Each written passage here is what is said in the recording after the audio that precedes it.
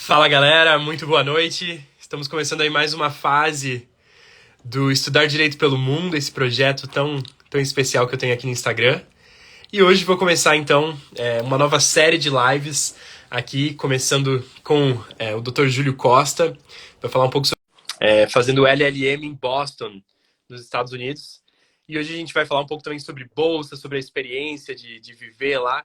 Então estou bem animado para poder compartilhar isso com vocês e ter mais um pouco de conteúdo aqui, falando justamente sobre esse assunto tão importante e que tanta gente tem interesse, né? Tantos advogados brasileiros, estudantes de direito, que querem aí internacionalizar a carreira, ter uma oportunidade de estudar fora do país, talvez praticar direito fora do país também.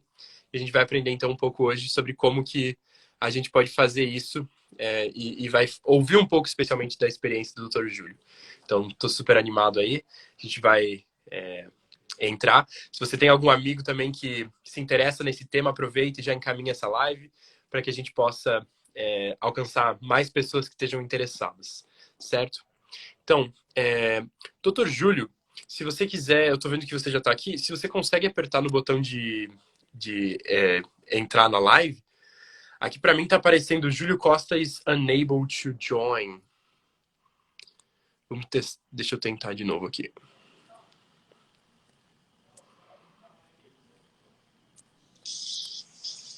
Uau, Aê, beleza, tudo certo? Boa noite.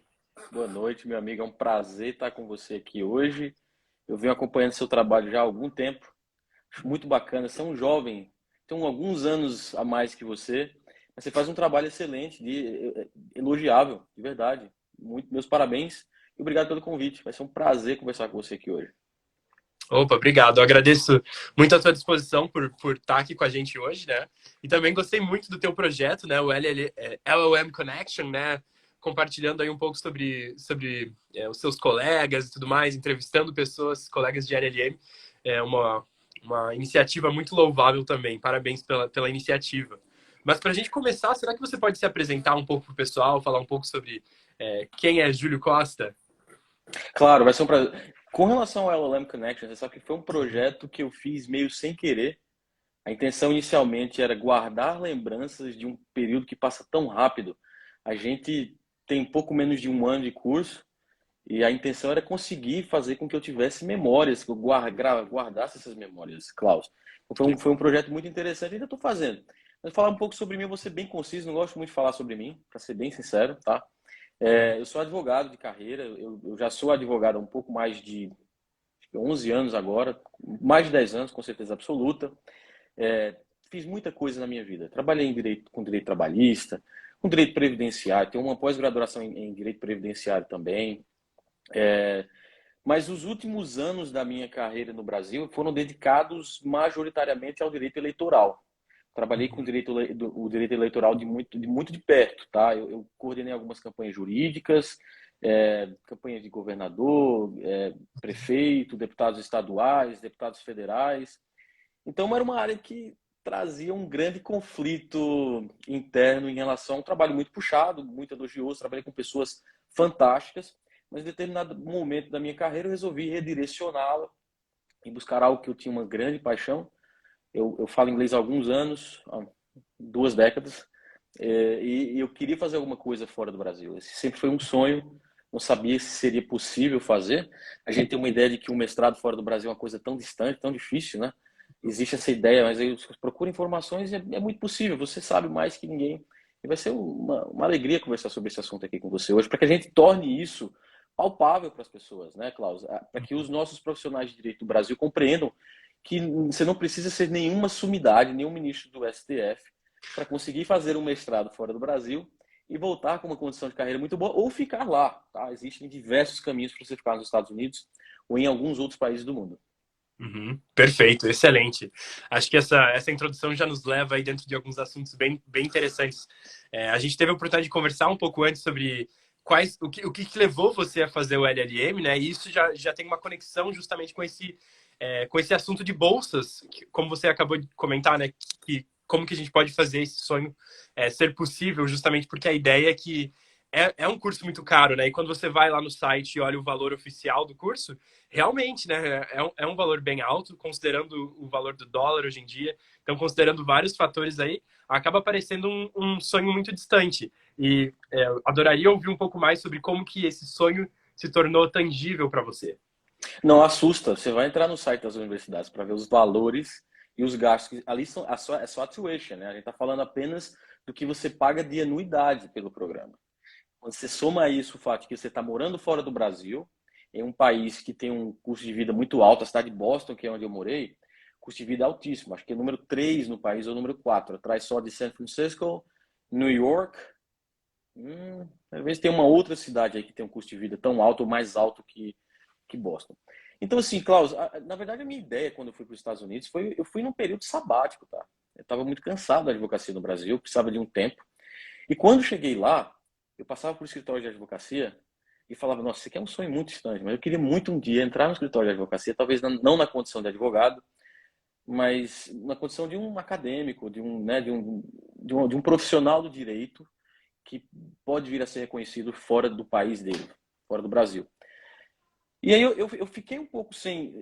Porque assim, quando você vai para os Estados Unidos, você tem que tomar muito cuidado com o seu status. Então eu fiz um programa de business, fiz um programa de negócio, depois que terminei o programa de negócio, recebi uma autorização de trabalho. Eu não tenho nenhum background em negócios, Klaus. Eu não tenho nenhuma experiência profissional em negócios. Então eu comecei a deixar meu currículo em alguns locais e não consegui uma colocação no mercado de trabalho porque você precisa ter alguma experiência. Foi que eu decidi colocar o meu currículo em algum escritório de advocacia. E aí recebi diversas propostas de emprego, porque eu tinha muita experiência aqui no Brasil, ainda tenho muita experiência no Brasil, e não só isso, existe uma demanda gigantesca por profissionais brasileiros lá nos Estados Unidos. Não só brasileiros, profissionais estrangeiros. Em Boston, em Massachusetts especificamente, existe um grande número de brasileiros. A comunidade brasileira em Boston, por exemplo, talvez seja hoje a maior comunidade imigrante. Então, precisa-se de profissionais da área de direito, que consigam dar vazão a essa enorme demanda que é criada pela população imigrante brasileira que mora em Massachusetts. E foi a partir disso que eu voltei a me envolver com o direito. Eu costumo dizer que a única coisa que eu sei fazer na minha vida é o direito. Eu tentei fugir, mas ele me trouxe de volta muito rapidamente. E aí passei a trabalhar no escritório de advocacia, onde fiz grandes amigos até hoje. Trabalhei por um período de quase um ano no escritório de imigração. Hoje a minha especialidade, hoje o que eu estudo e o que eu trabalho é o direito migratório, especificamente nos Estados Unidos. E aí o caminho mais natural era que eu continuasse a estudar direito e buscasse uma outra oportunidade, um avanço na carreira. É sempre isso que a gente quer fazer, a gente não quer ficar estagnado, né? E aí foi onde eu comecei a pesquisar um pouco sobre as possibilidades de se cursar um mestrado. Vi que os preços eram altíssimos. As informações são muito escassas na internet. Acho que você é uma fonte valiosíssima de informação, mas eu não lhe conhecia no momento em que eu comecei a fazer essas aplicações. Mas as informações são muito escassas e são muito. É difícil você encontrar um local onde você reúna todas as informações do passo a passo de como é feito o processo de aplicação, como conseguir uma bolsa de estudos. Então, eu me alonguei um pouco, perdão, Klaus, mas é porque eu queria explicar que existem diversos caminhos para se fazer isso. Você não obrigatoriamente precisa sair do Brasil e diretamente fazer um mestrado lá, fazer o LLM lá, muito embora esse seja o caminho mais adequado.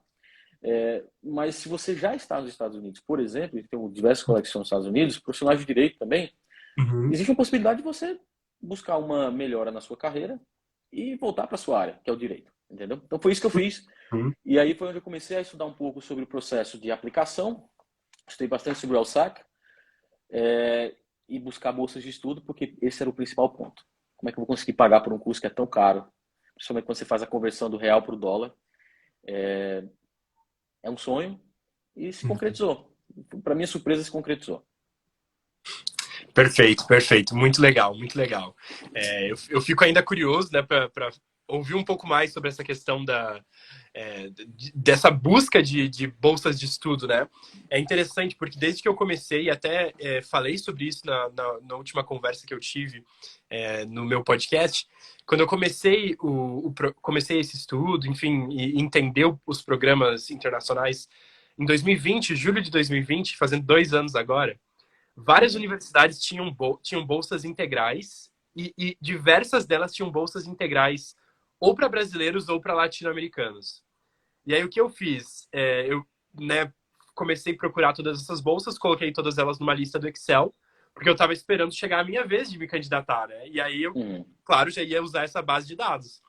Só que foi acontecendo e com certeza em decorrer da pandemia e diversas outras coisas talvez planejadas ou não, várias dessas universidades não oferecem mais aquelas bolsas integrais que eram para brasileiros ou para latino-americanos. Essas bolsas desapareceram, né? Inclusive, Uhum. algumas das universidades eu acabei fazendo live, depois perguntei, ó, tem previsão para a volta dessa bolsa? Eles, não, provavelmente não, nunca mais vai voltar. E aí eu fico sempre curioso para entender um pouco mais o que está acontecendo, né? No último podcast até a doutora Jéssica, que trabalha com isso há muito tempo, é, deu um pouco de uma explicação de como que as finanças da escola de direito funcionam, por que é tão diferente dos outros tipos de doutorado nos Estados Unidos que pagam para você estudar, né? E no caso do direito é total o oposto. Mas enfim, Diferente. queria ouvir um pouco sobre como que foi essa caça às bolsas, por assim dizer. Pois, Klaus, então o que aconteceu no meu caso, cara? Eu cheguei aos Estados Unidos num período muito conturbado, que foi o período da pandemia. Alguns meses depois da minha chegada, começou a pandemia. Em razão da pandemia, o governo Trump, que teve diversas medidas extremamente difíceis para a população imigrante ou para a população de estudantes do país, o Trump ele emitiu uma ordem executiva impedindo que alunos estrangeiros, não sei se você se recorda disso, mas impedindo que alunos estrangeiros viajassem de lá para cá. Então isso trouxe um prejuízo enorme às universidades, que passaram a ter uma necessidade muito grande de captação de recursos por qualquer maneira que fosse. Então as bolsas se tornaram muito mais escassas. Essa é uma das explicações. As universidades se reuniram, a Harvard, a Yale, a Georgetown, diversas universidades, a Ivy League se reuniu, porque elas dependem muito da mão de obra, não só da mão de obra, mas da qualificação dos estudantes estrangeiros que vinham para os Estados Unidos estudar, né?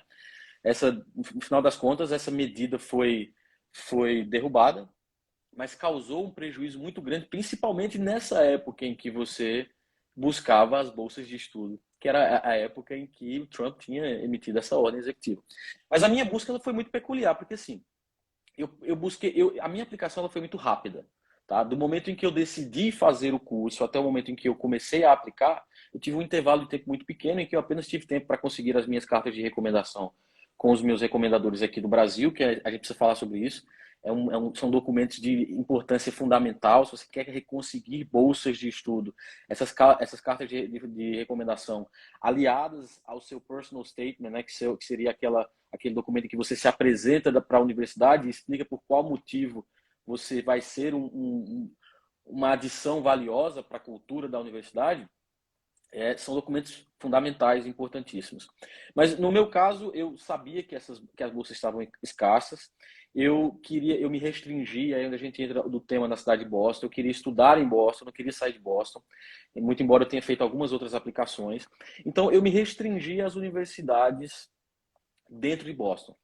Eu sabia, e como me comuniquei com algumas pessoas que eu conhecia, eu sabia que existiam algumas universidades na região de Boston que ofereciam bolsas de estudo muito significativas. Mas eu não sabia de quanto exatamente, sabe? 30%, 40%, a gente consegue 20 mil, 25 mil dólares, 30 mil dólares de bolsa de estudos. E só para esclarecer, essa bolsa de estudo de 30 mil dólares, por exemplo, não é que você vai receber esse dinheiro. Esse valor é convertido como pagamento para a sua tuition. Então, você não tem que pagar esse valor do valor integral do curso. Então, Klaus, eu fiz aplicação em 5 universidades na cidade de Boston, né? Que foi a Suffolk University School of Law, Suffolk School of Law. Eu fiz a aplicação na Boston University, na Boston College, na Northeastern University School of Law e na New England Law. São universidades boas, tá? Todas elas são universidades muito boas, mas não são universidades conhecidas por oferecerem bolsas gigantescas, tá? Para minha surpresa, eu fui aceito por todas elas e recebi propostas de bolsas de estudo por todas elas. A minha explicação para ter recebido essas bolsas de estudos, Klaus, foi o seguinte: eu fiz uma aplicação muito, muito forte. E quando eu falo muito forte, eu passei acho que um mês trabalhando no meu personal statement para fazer uma peça, se não perfeita, muito próxima da perfeição. Eu usei meu coração para falar aquilo, por qual motivo eu achava que eu merecia uma bolsa de estudo, Porque existem algumas universidades que permitem que você faça, junto à sua aplicação, o pedido o pedido de uma bolsa. Outras avaliam por mérito e automaticamente já te consideram para receber uma bolsa de estudo, e que foi o que aconteceu comigo, né? Eu apliquei para todas essas universidades, mas eu tinha perdido o prazo para a oferta de bolsas de estudos por necessidade financeira em algumas delas. Tá? Porque geralmente você tem um prazo, e aí quando eles começam a encaminhar recursos para bolsas para estudantes que necessitam, se você não faz de forma célere, você termina perdendo esse prazo. Aconteceu isso comigo com uma ou duas. Mas eu dei muita sorte, Klaus, porque não é muita sorte. Eu acredito que o trabalho que foi feito na minha aplicação foi fundamental para que eu tivesse essas bolsas muito significativas oferecidas a mim, né? Então, a Boston University, por exemplo, me ofereceu inicialmente $25 mil, 20 ou $25 mil de bolsa, uma universidade que geralmente não oferece bolsas tão altas, a Boston University, muito respeitada. E eu queria muito ir para a Boston University. A Northeastern University, que foi aonde eu terminei me graduando, é uma universidade que já é muito conhecida por oferecer bolsas à maioria dos alunos que são admitidos, tá? Então, o que foi que eu fiz? A primeira universidade que me deu a resposta foi a Northeastern. A Northeastern me deu uma bolsa de mais de 80%, tá? Eu recebi uma bolsa que viabilizou o meu curso, na verdade. Mas eu utilizei, isso é uma estratégia que as pessoas precisam compreender. Quando você tem uma oferta de uma bolsa muito boa, você utiliza essa oferta como moeda de troca para as outras universidades. As outras universidades, elas esperam isso. Você sabe bem disso, né? Então você negocia com as outras universidades. A Boston College, eu tinha um ótimo relacionamento com a Susan, que é amiga sua também, uma pessoa maravilhosa, fantástica. Infelizmente não está mais na BC, mas é uma pessoa, uma professora excelente. Ela me ofereceu uma bolsa também. Então o que foi que eu fiz? Depois que eu recebi a oferta da bolsa da Northeastern, eu passei a negociar com as outras universidades que estavam à frente no meu índice, no meu ranking de prioridades. Tinha uma universidade que era a prioridade número 1, número 2, número 3, número 4. A Northeastern é uma ótima universidade, tá? Só para deixar isso bem claro. Universidade muito boa, tem uma cultura muito diferente das universidades de direito dos Estados Unidos, mas ela me deu uma alavanca muito boa para conseguir melhorar as propostas de bolsa de estudos de todas as universidades que me ofereceram bolsa. Poxa, 100%, que legal, bacana mesmo. É super interessante essa estratégia que você falou, até porque realmente a gente ouve vários desses relatos, né? E é especialmente interessante ouvir alguém que viabilizou o LLM em todo esse esquema, né? Me fez pensar em várias coisas diferentes, mas algo que é muito interessante, né? Até para quem está pensando e planejando fazer um LLM é justamente importante fazer esse planejamento com antecedência, né? Você comentou aí que precisou fazer tudo muito rápido, trabalhou um mês inteiro focado no plano, mas realmente tem essa questão dos prazos que podem fazer com que você possivelmente perca o prazo lá da bolsa, né? Seja a de necessidade financeira ou a de mérito acadêmico. Então existem vários pontos que demandam que se for possível, você tenha um planejamento quanto mais tempo melhor, né? E saber quais são os documentos, saber tudo isso com antecedência, realmente já dá uma ajuda muito grande. Se você tem... Desculpa, Cláudio. Tranquilo, tranquilo. E eu só comentar às vezes também para mandar os documentos para o LSEC, né? Mas go ahead. Não, você foi perfeito, foi cirúrgico nessa colocação. O LSEC é um sistema que demora um pouco para fazer o processamento dos documentos. Não só isso, mas as cartas de recomendação, elas não vêm diretamente dos recomendadores. Ou não vem diretamente. Os recomendadores não podem passar as cartas de recomendação para você ou para mim. Essas cartas de recomendação têm que ser protocoladas junto ao sistema unificado. Só para esclarecer para as pessoas, existe um sistema unificado chamado LSEC, acho que é Law School Admissions Council, se não estiver equivocado, né? E esse sistema facilita muito a vida da gente, mas ao mesmo tempo ele traz algumas questões que demandam uma preparação. Você não pode fazer de qualquer maneira, né? Você tem que se preparar e tem que ter um tempo razoável para protocolar, para avisar aos seus recomendadores, até para que eles aprendam a mexer no sistema. Um dos problemas que eu enfrentei, por exemplo, foi que os meus recomendadores tiveram dificuldades técnicas para enviar as cartas de recomendação no sistema. Então, eu tirei, por exemplo, uma tarde do meu dia, de alguns dias, de uma semana pelo menos, somente para conversar com os meus recomendadores, explicando a ele como é que era feito o sistema.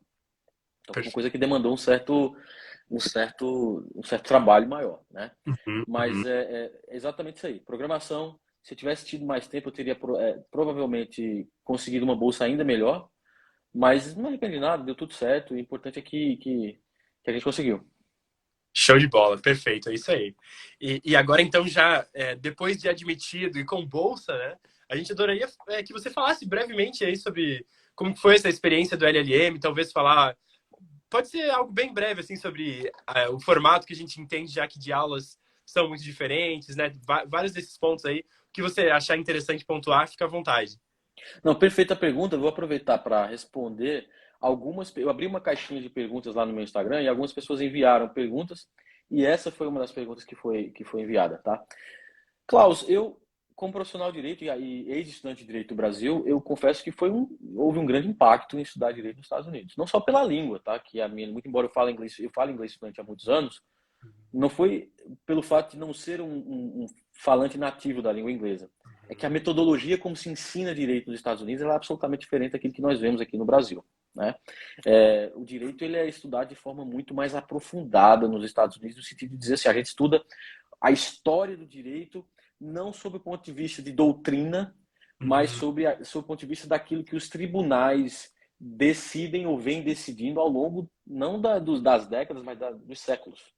A gente uhum, estuda casos antiquíssimos do ano de 1796, 1804, casos muito antigos que são emblemáticos e válidos até hoje como uhum, lei, tá? Só para que isso seja um sistema de common law, né? uhum, Um uhum. sistema de common law, então a gente estuda os casos e eles são lei, tem força de lei, absoluta lei. Então foi uma experiência muito diferente. Eu confesso que no começo eu tive uma certa dificuldade, porque para me adaptar, como é que eu estudo isso aqui? De que forma eu estudo isso? Como é que eu preparo o meu dia para estar bem preparado para uma aula de amanhã? O sistema que é utilizado lá é um sistema diferente também, tá? Os professores não dão o conteúdo e depois você vai estudar o conteúdo para ter oportunidade de discutir isso em sala de aula. Você estuda o conteúdo e tem que chegar pronto na sala de aula para debater ele, falar de forma bem fundamentada sobre os casos, fazer uma explicação compreensiva, uma explicação bem fundamentada sobre casos que são extremamente complexos, né? E foi uma experiência muito interessante. No começo, eu confesso que eu tive que parar um pouco mais para me orientar, mas depois você pega isso, tá? E uma das perguntas que me foram feitas, se você me permitir, eu vou inserindo uma Fique à outra vontade, pergunta, claro, perfeito. Klaus. Uma das coisas que me perguntaram, Klaus, foi o seguinte: se eu tiver um nível intermediário de inglês, se o meu nível de inglês não for avançado e eu não falar, eu falo inglês fluente, mas o meu inglês é intermediário, eu consigo acompanhar um curso desse? Eu sinceramente, eu sou da opinião de que sim, é possível, porque eu tenho colegas que concluíram o curso comigo que tiveram muita dificuldade com o idioma, tá? Tiveram muita dificuldade com o idioma, mas que conseguiram concluir o curso de forma muito elogiável. Agora, óbvio, o trabalho que você tem e o esforço que você tem que empreender, ele é muito maior. Ele é muito Uhum. maior, né? Eu sei que você fala sobre o inglês jurídico aí. Queria que você desse uma. Não estou querendo reverter aqui a conversa, mas eu queria que você desse uma pincelada sobre o inglês jurídico. Como é que você conseguiu? De onde é que você tirou a sua inspiração para aprender sobre inglês jurídico? Ó, é uma ótima pergunta também. Ao decorrer desse projeto, né, foi justamente isso que acabou acontecendo. Eu acabei percebendo uma necessidade, ou o que as pessoas pensam ser uma grande necessidade. Porque quando você vai estudar nos Estados Unidos, mesmo os americanos, eles vão aprender essas palavras pela primeira vez, de forma geral. Então, quem está fazendo o seu JD lá vai aprender as definições, as palavras pela primeira vez. Quando a Hum, gente é estudante de segundo idioma, né, a gente quer talvez saber inglês jurídico aqui no Brasil por diversos fatores, mas algumas das pessoas sentem que elas estariam melhor preparadas para fazer um LLM, por exemplo, se elas tivessem uma noção geral de inglês jurídico. Então, é verdade. minha inspiração para estudar foi basicamente isso. É, foi ver essa necessidade e aí estudar. Mas não só eu estudar sozinho, né? O que acabou acontecendo depois é que eu tive a oportunidade de participar de alguns cursos remotos, né? Curso de verão da Universidade de Fordham e também pude participar de um dos cursos Fundamentals of the U.S. Law and Systems pela Universidade de Ohio. Então, eu tive um pouco de contato com isso. Depois eu tive uma fellowship relacionada à liberdade religiosa, mas também que foi toda no estilo americano de se ensinar, né? Então no estilo socrático, com todos os casos e tudo mais. Então eu tive uma exposição bem grande, um contato grande, né? E aí, de janeiro a abril desse ano, eu tive a oportunidade de estagiar com um dos juízes lá no Arizona. Então, basicamente, foi tendo essas pequenas oportunidades de exposição ao inglês jurídico que me levou a entender um pouco de como que ele funciona. Mas é um vocabulário bem específico, né? Como a gente como você muito bem pontuou já. E apenas compreender o significado das palavras não necessariamente te qualifica para fazer uma interpretação adequada, né? Então, existe todo um contexto. Tem algo que as pessoas falam com frequência, né, sobre entender direito no Brasil ou ter experiência de trabalho com direito no Brasil antes de fazer o LLM. E eu entendo isso, faz sentido para mim, no ponto que, quando eu entendo os institutos do direito aqui no Brasil, e eu vou comparar eles com o que acontece nos Estados Unidos, eu tenho uma noção muito forte, a base do direito em si, né, ela está mais fortalecida, e aí fica um pouco mais tranquilo para compreender os conceitos, porque a gente pode falar, isso não tem nada a ver com o Brasil, ou isso é bem parecido. Então eu acho que tem um pouco de tudo, sabe? E aí, sendo estudante de direito ainda, às vezes eu sinto essa necessidade. Eu percebo que, faz muito sentido essa palavra, faz sentido como que o processo acontece, mas eu não saberia dizer qual que é o correspondente no Brasil. Talvez porque a gente viu isso rapidamente na matéria, né? São 5 anos aí de conteúdo, a gente estuda tudo na faculdade. Então, basicamente foi assim que inglês jurídico surgiu também no meu dentro das coisas que eu quis aprender durante esse tempo. Você falou uma coisa muito importante aí, Klaus, que é o seguinte, o raciocínio jurídico. Então, assim, pessoas que têm experiência. E aí, estudantes de direito brasileiros, não é que não vão conseguir acompanhar um curso, é óbvio que vão conseguir acompanhar o curso, mas o raciocínio jurídico. E aí eu tenho que fazer um parênteses, que assim, eu tenho um pouco mais de idade, né? Eu não estou tão jovem assim como você está e como a maior parte da minha turma estava. Eu estava fora do curso de Direito. Eu concluí o curso de Direito há 13 anos, 12 anos quase. Então, eu já estava fora da universidade há muito tempo, muito embora continuasse a estudar. Uhum. Mas o raciocínio jurídico, ele é extremamente útil. O direito, ele tem raízes fincadas e muito similares em diversos lugares do mundo. Né? As fontes de direito, elas são muito parecidas. Então, quando advogados com experiência, tanto quanto estudantes jovens, têm aí uma vantagem muito grande e conseguem sim acompanhar o curso, se não tiverem uma pequena vantagem em decorrência do fato de eles entenderem como é que o direito funciona Uhum. e esperarem o que é que o juiz... Porque como a gente estuda muito sentenças, a gente estuda muitas opinions, né? A Uhum. gente tem... Quem praticou o direito na condição de advogado aqui no Brasil sabe mais ou menos como é que um juiz pensa, ou tem pelo menos uma ideia de como o juiz pensa, né, especificamente, né, de alguns juízes de quem você conhece. Então, essa experiência é valiosíssima, valiosíssima. Eu te falo assim de coração que foi uma coisa que me auxiliou muito, a ponto de que eu começava a ler um caso, e aí Uhum. nos 2 primeiros parágrafos eu já imaginava qual era a sentença dele, isso mais um pouco mais para o meio do curso, eu imaginava qual era a sentença dele, pela Uhum. minha experiência jurídica aqui no Brasil. Mas é um ponto fundamental isso que você abordou. Tá? A forma de escrita ela é muito diferente. A forma como o advogado americano raciocina ela é muito diferente. Uhum. Não sei se você já chegou a estudar a estrutura que se tem para fazer petições. Né? Uhum. Você tem uma estrutura muito específica e quando você foge daquilo ali, você fica numa situação difícil. Os professores geralmente vão te dar uma nota bem baixa se você não segue essa estrutura. Né? Mas é fundamental entender o inglês jurídico, que não é tão difícil, tá? Não é Uhum. absurdo. É a mesma coisa no Brasil. A gente também entra na universidade aqui no Brasil sem saber nada de juridiquês.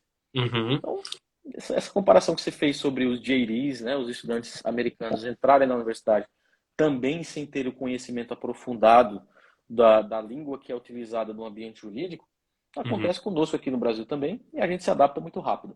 A diferença é a intensidade do curso. Não sei se você percebeu isso, mas a intensidade do curso de Direito aqui nos Estados Unidos, por ser um curso de só 3 anos, né, um curso de bacharel, seria o Juris Doctors, né, o JD, que seria o equivalente a bacharelado em Direito aqui no Brasil, é um curso de apenas 3 anos. Então eles têm que estudar numa intensidade absurda, insana. Sim, exatamente. É o que muda, né? É uma concentração muito grande. Mas é exatamente isso que você falou, concordo 100% nessa questão de que, de fato, o que acontece é que a gente vai aprendendo o idioma aí nesse sentido, né?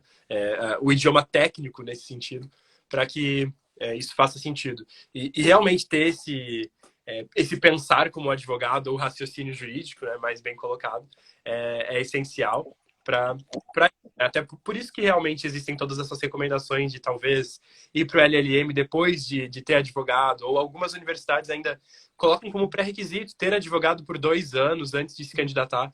Então, isso tem um fundamento que é interessante, até porque quando você está em aula e às vezes você quiser trazer um conteúdo comparativo, algo nesse sentido, tendo essa experiência de trabalho, realmente você consegue, talvez, É um enriquecer diferencial. mais a aula, não é? É um diferencial, é um diferencial. Eu queria, uma observação que foi feita pela Bea Sena, estou lendo o nosso chat aqui, pessoal. Se quiserem mandar perguntas, se quiserem mandar observações, alôs, a gente está lendo o chat aqui, tá? A Bea Sena enviou uma observação muito, muito interessante, que foi o seguinte: ó, eu sinto no próprio L7, ele me mostra o quanto o sistema dos Estados Unidos liga mais para o raciocínio e o Brasil para o conteúdo. Isso é verdade. As provas do LLM, as provas na universidade dos Estados Unidos, eles não querem que você dê uma resposta concreta. Você não pode dar uma resposta definida. Olha, está aqui o problema. Geralmente são problemas baseados em, se não em casos reais, mas são problemas reais, que poderiam ser problemas reais. Né? Uhum. E o que o professor quer não é uma resposta definida. Olha, a resposta é essa. Não, ele quer que você raciocine sobre os dois ângulos, sobre o ângulo do ângulo do plaintiff, né? E sobre réu e autor da ação, para que você possa mostrar que você entende o raciocínio jurídico e que você está capaz, você está capacitado a defender não só o direito que é bom, porque defender o direito bom é muito fácil. Tá? Costumo dizer aqui no Brasil que ganhar ação ganha é muito fácil. Vencer processos que têm uma plétora de evidências, de provas, é muito fácil. O que é difícil é você conseguir advogar para o lado que está numa situação mais difícil. Então, de fato, em relação a isso, eu acho que o nosso sistema brasileiro poderia Uhum. melhorar e copiar. Não é vergonha nenhuma copiar o que é bom. Perfeito, excelente. Não, é uma análise necessária em algum, e a gente vê isso com frequência, né? Várias coisas interessantes aí para pensar, né? Não somente no sistema em si, mas desde o sistema de ensino jurídico também, né? São pontos aí que são interessantes, né? A gente não fala necessariamente uma total transição, mas com certeza tem inspiração e tem coisas boas que a gente pode absorver. Mas e aí? A gente falou um pouco então sobre a experiência do LLM, falou sobre as aulas.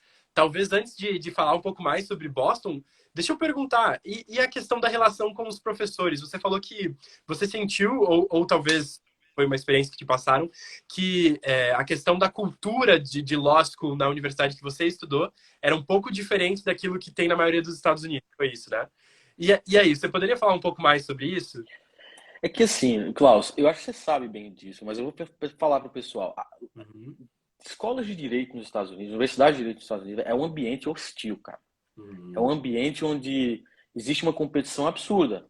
A disputa pela condição de número um, de aluno número um, ou dois, ou três da classe, ela é voraz. Os alunos não se ajudam, tá? Pelo contrário, se puder te atrapalhar, você atrapalha. Vai na Harvard, ou vai na BU, vai na BC, enfim, diversas universidades que têm um ranking de classe e a disputa é absurda entre os estudantes e você tem um ambiente muito difícil de se conviver, tá? Eu estava preparado para isso, muito preparado para isso. Até que quando eu entrei na Northeastern, eu não sabia que a Northeastern tinha uma cultura tão diferente. A Northeastern não tem, por exemplo, ranking de classe. olha As só. notas na Northeastern, elas não são A, B, C, D e E, tá? Lá as notas são altas honras, pass, marginal pass, seria passar ou quase passar, não passar. Nacional. Quase, é o MP que eles falam, o MP, quase não passava, e aí a reprovação. E Uhum. isso é interessante, Klaus, porque é o seguinte, isso traz um ambiente de colaboração muito interessante entre os estudantes. Não só entre os LLMs, né, que são, na maior parte deles, advogados estrangeiros. Fiz muitos amigos do mundo inteiro, pessoas que eu tenho um carinho absurdo, como também com os JDs, sabe? Nós estudamos com os estudantes americanos. E Aham. isso é o que torna o curso muito mais desafiador. Você está lá disputando ou você está aprendendo junto de pessoas que são nativas E você quer, obviamente, ter um desempenho tão bom quanto eles, Uhum. mas não é fácil. Mas na Northeastern, não. Na Northeastern você tem um ambiente de colaboração absurdo. Você tem noção, eu tinha 3 ou 4 grupos de estudo em que eu estudava semanalmente com diversos outros colegas, muito capacitados. Isso trouxe uma tranquilidade muito grande, tá? É Legal. óbvio que, assim, você tem que estar preparado para o mercado de trabalho nos Estados Unidos, que ele é bem voraz. O Uhum. mercado de trabalho nos Estados Unidos não é moleza, tá?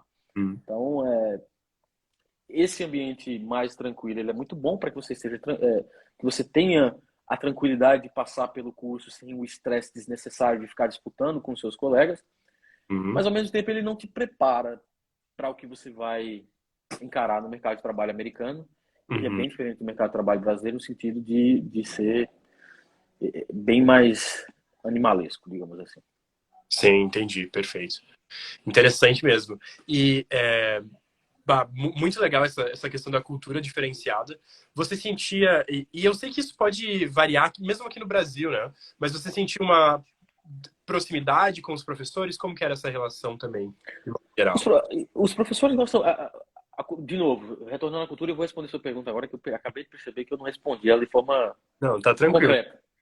Mas a relação com os professores é fantástica, Klaus.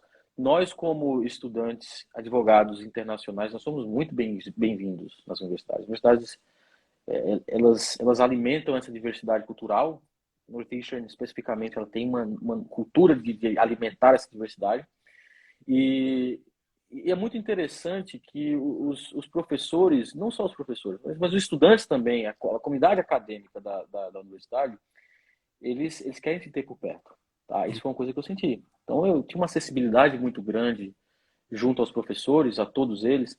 A gente chegou a ter 1 ou 2 matérias que foram pagas exclusivamente com alunos internacionais ou alunos do LLM, Uhum. mas a maior parte do curso foi com estudantes de geris e eles não aliviam não, tá? Só para deixar isso muito claro aqui.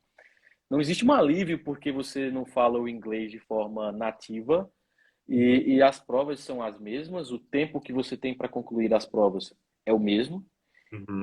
e a cobrança é a mesma, tá? Mas isso não quer dizer que fora da sala de aula você não tenha. Eles são muito acessíveis. Uma parte dos professores separam horários semanais para conversar com os alunos, os atendem, tira dúvida, quase num regime de plantão. Acho que num regime de plantão, de verdade. Então, Uhum. se você não entendeu alguma coisa, não se desespera. Você tem que comer o livro, não tem que se desesperar. Tem que comer o livro. Tem que comer o livro independente de qualquer coisa.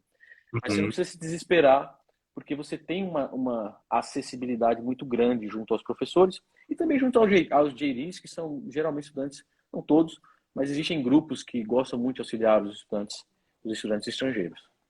Perfeito, excelente. Essa informação é muito importante, né? Acho que dá uma tranquilidade para quem está pensando, né? E talvez até especificamente considerando a Northeastern, então, né?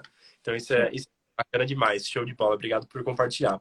Talvez para a gente chegar aqui num ponto de talvez que chegue leve ao fim da nossa live, mas queria saber também um pouco da cidade de Boston, né? Você começou comentando que também é uma das cidades mais caras para se viver nos Estados Unidos, né? Então tá pelo menos no top 5, né?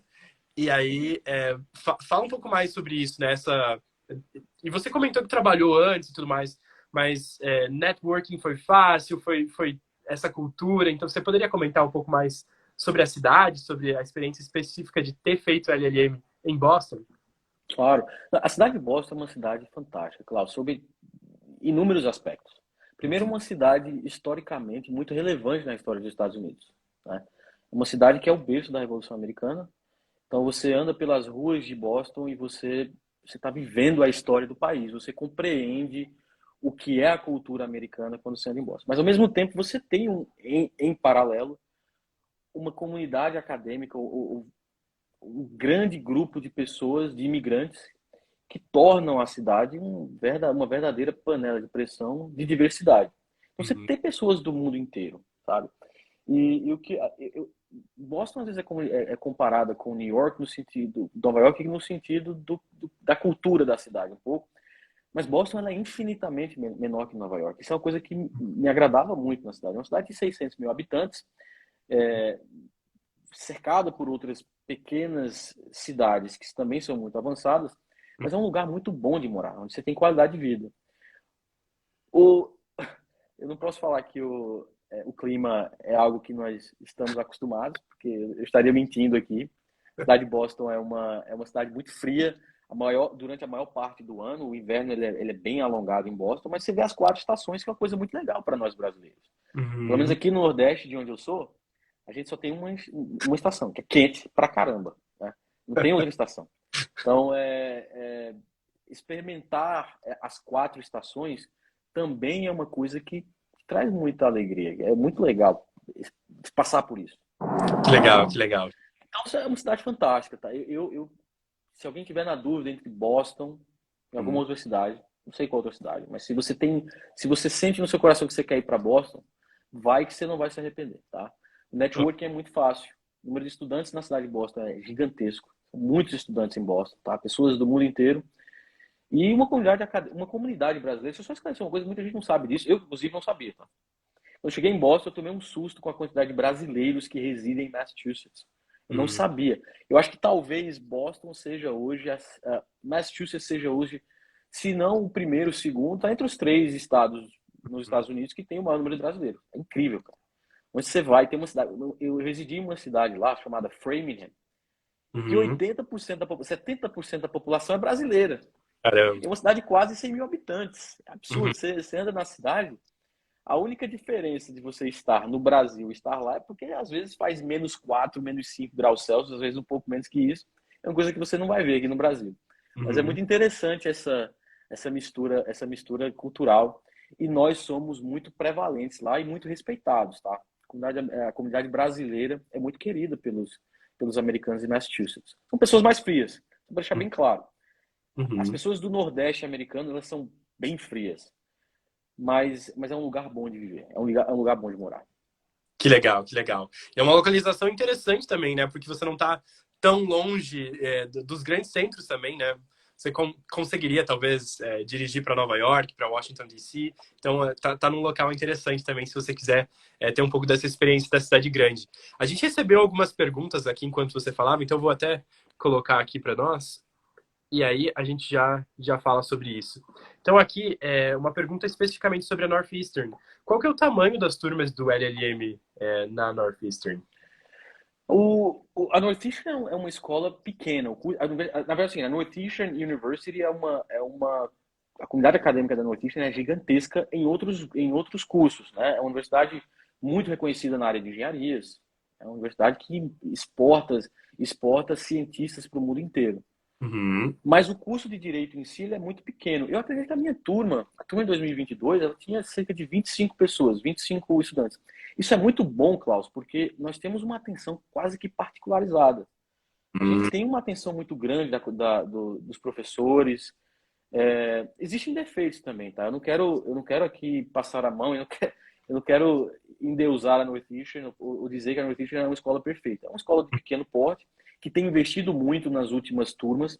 Essas últimas turmas da Northeastern têm sido muito fortes, eles têm oferecido bolsas de estudo muito grandes, muito consideráveis.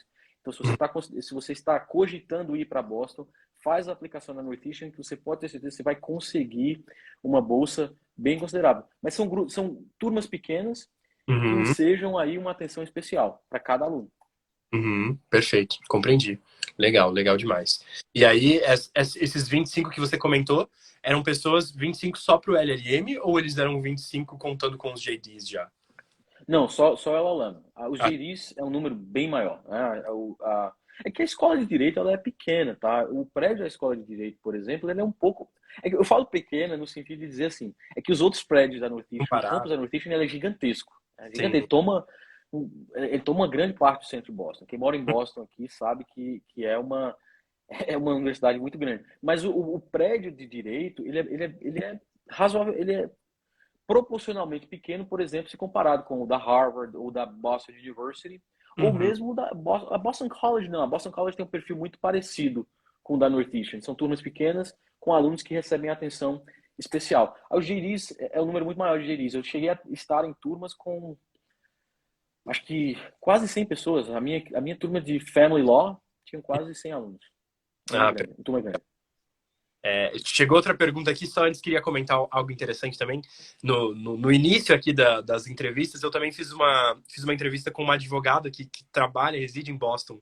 E ela é da República Dominicana, mas fala um pouco de português também, a Maceu. Então, quem tiver interesse em ouvir um pouco mais sobre Boston, né, ouvir outro testemunho sobre Boston, pode procurar bem para baixo aqui nos meus vídeos ou lá no podcast.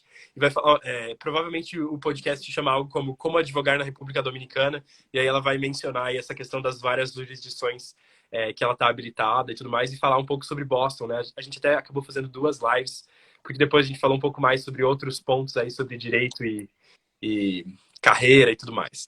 Mas a outra pergunta que tem aqui veio de alguém que usa o username Big Bang à prova. A gente até já conversou antes no Instagram, né? Reconheço aqui. E falou o seguinte: no visto de estudante, o aluno tem restrições de trabalho, certo? Até aqui, ok. Quanto àqueles que possuem OAB no Brasil, eles podem advogar para clientes brasileiros remotamente? Pergunta excelente, tá? Uma pergunta muito pertinente, porque essa é uma das grandes dificuldades que a comunidade acadêmica brasileira enfrenta ao chegar nos Estados Unidos, que é o fato de você não poder trabalhar. Você pode trabalhar dentro da universidade, existe alguns trabalhos, ou com a autorização da universidade. Você pode fazer um CPT, existem algumas possibilidades. Eu vou falar pontualmente sobre cada uma delas, mais rapidamente, para que a gente não se estenda muito. Mas essa pergunta é muito pertinente, Klaus, porque é o seguinte: é muito caro morar em Boston, muito caro viver em Boston, tá? Não só pela universidade, mas pelo custo de vida. Um aluguel em Boston hoje, a média de aluguéis em Boston hoje é um absurdo, cara. Se você alugar um estúdio em Boston, não vai te custar menos que $2.000 por mês. Então, são custos muito altos, tá? É uma cidade muito cara de se viver. Então, como é que você sobrevive? Essa pergunta dele, quais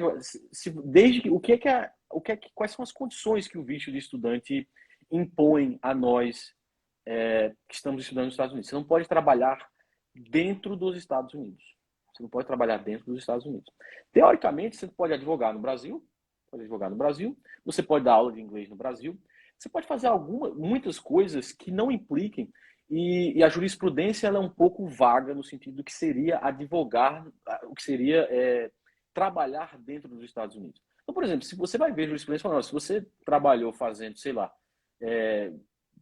trabalhou limpando carros, ou você limpou casas, que é uma das atividades que a comunidade brasileira trabalha com mais frequência em Massachusetts, está claro que você trabalhou, você não tem dúvidas. Mas quando você caminha num ambiente um pouco obscuro do que seria, e eu não estou aqui incentivando as pessoas a caminhar por um caminho obscuro. Eu estou esclarecendo que existem algumas atividades que, de acordo com a lei americana, a lei migratória americana, não podem ser consideradas trabalho dentro dos Estados Unidos, tá? Então, essa é uma das questões. Por exemplo, eu fiz isso, tá? Eu cheguei a dar aula de inglês, continuei advogando normalmente, eu tinha acho que mais de 500 processos ativos quando eu saí do Brasil. Então, eu não poderia abandonar todos os meus clientes, continuei trabalhando com muita intensidade ainda em relação à minha advocacia aqui no Brasil. Ia dar mais muito boa. trabalho criar todas essas procurações do que, de fato, seguir com Você imagina, né? Você imagina o desespero dos clientes também, né, Klaus? Você imagina você falar assim, olha, procura outro advogado aí que eu tô indo embora e não vou conseguir advogar para você mais. Tem cliente que confia só no seu trabalho. Fazer uma petição, por exemplo, eu tive que fazer diversos recursos lá dos Estados Unidos. Petições mais importantes. É óbvio que eu não consegui fazer com a mesma intensidade que eu poderia ter feito quando eu estava aqui no Brasil, mas eu fiz muita coisa. Eu advoguei muito ainda nos Estados Unidos, né? Essa foi, na verdade, uma das razões pelas quais eu consegui me manter. Perfeito, perfeito, compreendido. Veio uma pergunta aqui do professor Herbert Covre pedindo como que é o ambiente na sala de aula com os demais alunos. E aí eu queria até recomendar a gente vai deixar essa live gravada, né? E aí queria recomendar, professor, a gente até chegou a tocar nesse assunto mais no início da live, então a gente vai deixar ela gravada em seguida, e aí você pode assistir e ouvir um pouco do que o Júlio tem para falar sobre isso. Mas foi bem positivo até o que ele falou, né? Falou um pouco sobre no Brasil, como que é a questão geral nos Estados Unidos, né, sobre ser um pouco mais hostil, mas teve uma experiência muito positiva na sua universidade especificamente, né, uma cultura diferente do que encontrou nos demais lugares. Legal demais. Não, incrível, Júlio. Muito bom ouvir a tua experiência de LLM, de Bolsa de Estudos, de Boston. Acho que foi bem completo, assim, todos esses sentidos. Só muito rapidamente, você comentou ali algo chamado OCT, né? E foi isso, né? OCT, CPT. CPT, desculpa. CPT, isso. Durante o curso e aí o OPT depois, né?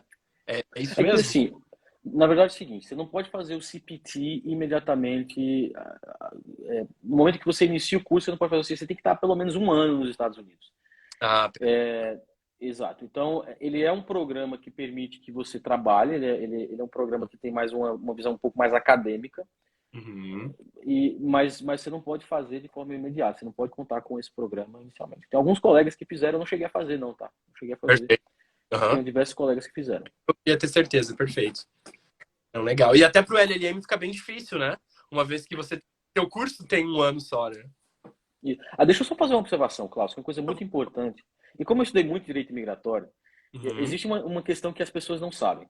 uhum, A gente não pode trabalhar como estudante, mas existe existe um pedido excepcional que nós podemos fazer à imigração. Todos os advogados com quem você conversar nos Estados Unidos vão te desaconselhar a fazê-lo. Por quê? Porque a imigração pode ser, o USCIS, que é o órgão que é uhum, responsável por adjudicar esses pedidos, ele pode uhum, ser bem vingativo, tá? E aí, se uhum. você quiser, eventualmente, buscar um ajuste de status ou quiser buscar um novo caminho para se tornar um portador de um green card ou se tornar cidadão americano no futuro, eles podem sim levar isso em consideração na hora de negar um pedido seu. Mas existe um pedido excepcional por dificuldade financeira. Ele é bem raro de se conseguir, mas se Uhum. você justifica com motivos bem embasados que você precisa trabalhar para que você continue tendo condições de se manter nos Estados Unidos, existem diversos casos em que eles aprovam. Isso é muito raro. A maior parte das pessoas não sabem disso. É uma exceção de uma exceção de uma exceção, tá? Uhum. É bem raro. Opa, excelente, legal demais. Durante a pandemia, desculpa, Klaus, mas durante a pandemia foi um período que ensejou inúmeros pedidos dessa natureza que Uhum. foram deferidos porque as pessoas realmente não estavam conseguindo trabalhar, não conseguiam sair na rua, diversos motivos, tá? Havia uma falta de mão de obra muito grande dentro dos Estados Unidos, não só na cidade de Boston, mas no país inteiro. Uhum. E muita gente conseguiu autorizações de trabalho por conta disso. As autorizações de trabalho têm um tempo definido, tá? Não é Uhum. como, por exemplo, um OPT, que você recebe uma autorização de trabalho por um período de um ano. É diferente. Uhum. Perfeito, perfeito, excelente. Não, show de bola. Seria basicamente isso que eu tinha de perguntas aí, sobre a tua experiência no LLM em Boston. E aí queria, se você tiver alguma, talvez, últimas palavras aí, palavras de incentivo, talvez, para quem está ainda considerando ou começando a se planejar ou pensando nisso a longo prazo. Então, deixa aqui aberto para esse encerramento. Perfeito. Eu vou responder só, tiveram várias perguntas no meu Instagram, Klaus. Por Eu favor, queria responder só uma ou duas delas, porque tem por favor, várias, por favor, tá? fique, Se você me permitir. com Tá, me certeza. perguntaram, a gente falou sobre gasto agora há pouco, sobre o quanto se gasta em média para morar em Boston. Eu falei o preço do aluguel. Comida Uhum, também é muito caro. Então, eu não sei exatamente quanto você vai gastar, mas você vai colocar por mês aí um dispêndio. Os livros também são muito caros, para deixar isso, né? As pessoas precisam saber disso. Os livros sim. são mais caros do que os livros aqui no Brasil. Então você vai gastar uma boa quantidade de dinheiro. Acho que mensalmente aí você vai precisar de pelo menos uns 4.500 dólares para morar em Boston, para se sustentar de forma muito limitada, tá? De forma limitada, porque é muito caro morar em Boston. E aí, em consideração a tuition, né? Exatamente. Eu nem mencionei a tuition, porque a gente já tinha falado sobre a questão das bolsas. Uhum, É, essa é uma questão que você não pode esquecer, obviamente. E aí os claro. cursos existem formas de facilitar o pagamento, mas você tem que sempre colocar, ter no fundo da sua cabeça, a ideia de que você precisa pagar a anuidade do curso, que é bem cara, a maior parte das vezes. As universidades cobram muito caro. Eu posso continuar a responder mais duas ou três aqui? Claro, por Eu vou ser favor, bem conciso, tá? por favor, A fica à pergunta sobre posso trabalhar durante o curso, a gente respondeu isso, né? Você pode trabalhar dentro da universidade ou dentro de uma atividade que seja autorizada pela universidade e você pode, se você já tiver mais de um ano nos Estados Unidos, fazer o pedido do CPT, né? Que é um pedido em que você cumula as suas aulas com um trabalho fora da universidade que seja relacionado ao curso que você está fazendo. Porque eu escolhi Boston, não sei. Essa foi uma escolha muito aleatória, na verdade. Sempre tive um sonho de conhecer Boston e terminei escolhendo de forma aleatória e me apaixonei pela cidade e recomendo para todo mundo. Como é o mercado de trabalho após o curso? Essa é uma pergunta muito importante, Klaus. Eu tenho mais 2 minutos ou você quer... Tá, o Você mercado tem de trabalho. todo o tempo que você quiser, fica tranquilo aí. Eu não quero me alongar demais aqui para não ficar chato pro Não, pessoal tá, também, tá tá? ótimo, fica à vontade, hein? O mercado de trabalho após o curso, ele é bem tricky, você tem que estar consciente do seguinte, Klaus. Existem profissões, existem vagas que elas são muito específicas para profissionais americanos e escritórios de grande porte dificilmente vão contratar estudantes de LLM. Isso é uma realidade. Eu estou te falando porque, assim, eu tenho colegas extremamente qualificados que não conseguiram uma colocação no mercado corporativo em algumas... Porque existem aquelas firmas mais badaladas, são firmas muito grandes, que têm uma concorrência violenta. Tá? Então, não é fácil você conseguir uma colocação no mercado de trabalho em determinadas áreas. E a depender da universidade onde você estudou, na Northeastern, eu vou especificar. Se você faz na Harvard, por exemplo, você provavelmente não vai ter dificuldade de encontrar uma colocação no mercado de trabalho. A Northeastern, ela tem um ponto muito positivo, que é você não, provavelmente, se você deseja trabalhar com organizações não governamentais ou com instituições de caridade, a Northeastern é uma universidade que proporciona diversas oportunidades nesse sentido, porque existe um programa de co-op lá, em que a própria universidade te insere dentro de um trabalho. Isso é fantástico, tá? Porque essa é uma grande vantagem que a universidade tem à frente de diversas outras que não têm um programa nem similar. Esse é um programa antigo, e é um programa de muito sucesso, tá? Que Então, assim, bacana. é um mercado violento, mas é possível encontrar uma colocação no mercado de trabalho, tá? Hoje existe, só uma observação, existem hoje nos Estados Unidos, eu estava fazendo essa pesquisa essa semana, até para Aham. conversar com você sobre isso. Existem hoje mais de 40 mil vagas para paralegais e assistentes legais nos Estados Unidos, que são profissões que nós não precisamos fazer nenhuma formação lá. Como Uhum. advogados ou como estudantes de direito, bom, nós obviamente temos que convencer o empregador que nós somos competentes o suficiente para desenvolver aquela atividade. Mas Claro. você não precisa de nenhuma outra formação, tá? Uhum. Paralegais, você acho que já sabia disso, né, Cláudio? Eu estou deixando isso claro para as pessoas aqui, mas Perfeito. existem profissões pontuais específicas que assessoram advogados dentro do escritório de advocacia, em que nós podemos conseguir uma colocação no mercado de trabalho e que não é tão difícil assim, porque não Uhum. hoje existe uma ausência, existe uma escassez de mão de obra nessas vagas, tá? Muitas vagas estão sendo criadas. Até 2030 existe um estudo que serão criadas mais de 400 mil vagas que dificilmente serão preenchidas em sua grande maioria. Olha só. Né? Então são oportunidades para profissionais brasileiros. Olha só. Acho que tem mais uma pergunta só aqui, Klaus. Fica à vontade, vamos lá. A última pergunta foi: é possível escolher alguma especialidade? Hum. Perfeita pergunta. A gente tem, olha, sou mestre em direito penal, mestre em direito civil, estou dando um exemplo, né? Nós profissionais de Ah, direito aqui no Brasil, sim. geralmente temos uma especialidade. Uhum. Nos LLMs, a situação é bem similar, tá? Uhum. A maior parte das universidades tem uma concentração, ou disponibilizam uma concentração. Eles chamam de concentration, né? Seria a concentração lá. Eu, por exemplo, fiz a concentração em direitos humanos internacionais. Uhum. Mas isso não quer dizer, por exemplo, que você necessite fazer um curso voltado exclusivamente ou tomar matérias ou pagar cadeiras Uhum. exclusivamente relacionadas à sua especialidade ou a especialidade que você deseja concluir. Então, Perfeito. existe essa exigência, é possível atingir esse objetivo, mas você pode, por exemplo, como eu fiz, eu consegui concluir matérias que me permitiram me qualificar para sentar para o bar em New York, em Nova York, em Uhum. Massachusetts e também conseguir uma concentração, tá? Então é Nossa, possível, se você adequa a sua, assim, é um trabalho titânico, não vou mentir que não é fácil, tá? Não é moleza, mas é possível. você fez o mínimo de créditos? Ou você colocar muito crédito a mais para poder fazer tudo isso? Nossa, eu tive que fazer 30 créditos, Klaus. 30 créditos. O mínimo é 24. Ah, tá Seis bem. créditos a mais é muita coisa, cara. Eu tive que pagar 3 cadeiras a mais, eu acho. Duas ou três matérias a mais. É muita coisa. Agora faz sentido. Por que você conseguiu essas coisas aí?